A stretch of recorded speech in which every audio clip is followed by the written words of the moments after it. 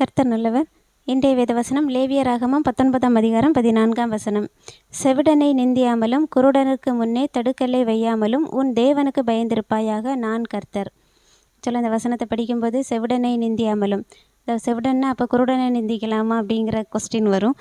நிந்திக்கிறதுனா யாரையுமே நிந்திக்கக்கூடாது, யாரையுமே நிந்திக்கக்கூடாது. அதே மாதிரி குருடனுக்கு முன்பாக தடுக்கல்லை வையாமலும், தடுக்கல்லை வைக்கும்போது அவன் இடறி போகிறதுக்கு அது வாய்ப்பாக அமையும். இன்றைக்கி பிரதர் பேசும்போது சொன்னாங்க இடறலை குறித்து. யாருமே கர்த்தரை தேடுறதற்கு ஆர்வமாக இருக்கக்கூடிய யாருடைய வாழ்க்கையிலையும் சரி, சுவிசேஷம் அறிவிக்கிறதற்கு ஆர்வமாக இருக்கக்கூடியவங்க வாழ்க்கையிலையும் சரி, இடறலாக யாருமே இருக்கக்கூடாது. ஏன்னா வசனம் சொல்லுது, கர்த்தரிடத்தில் விசுவாசமாக இருக்கிறவனுக்கு இடறலாக இருக்கக்கூடியவனை கழுத்தில் எந்திரக்கல்லை கட்டி கடலில் அமிழ்த்துறது அவனுக்கு நலமாக இருக்கும்னு.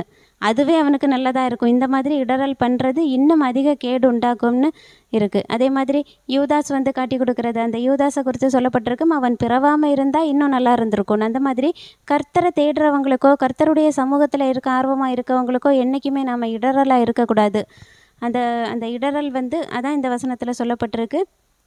யாருக்குமே இடறல் இல்லாமல் கர்த்தருக்கு பயந்திருக்கணும். கர்த்தருக்கு பயந்திருக்கிறது என்பது அவருடைய வார்த்தைக்கு கீழ்ப்படிந்திருக்கிறது. அவருடைய வார்த்தைக்கு நாம் அப்படி கீழ்ப்படிந்து இருக்கும்போது கண்டிப்பாக நம்ம யாருக்கும் இடறலாவோ யாருக்கும் ஒரு கஷ்டத்தை கொடுக்குறவங்களாவோ கண்டிப்பாக நம்மளால் இருக்க முடியாது. ஏன்னா கர்த்தருடைய வார்த்தை யாரையுமே கஷ்டப்படுத்துகிற மாதிரி இருக்காது. நம்மளை நல்வழிப்படுத்துறது தான் கர்த்தருடைய வார்த்தை. அதனால் என்றைக்குமே அவருடைய வார்த்தைக்கு கீழ்ப்படிந்து சமாதானமான வாழ்க்கைக்குள்ளே இருப்போம். யாருக்கும் இடறல் இல்லாத ஒரு நல்ல ஒரு ஆரோக்கியமான சந்தோஷமான சம்பூரணமான வாழ்க்கைக்குள்ளே கடந்து போவோம். கர்த்தர் அப்படிப்பட்ட ஆசீர்வாதத்தை நமக்கு தருவாங்க. இன்றைக்கும்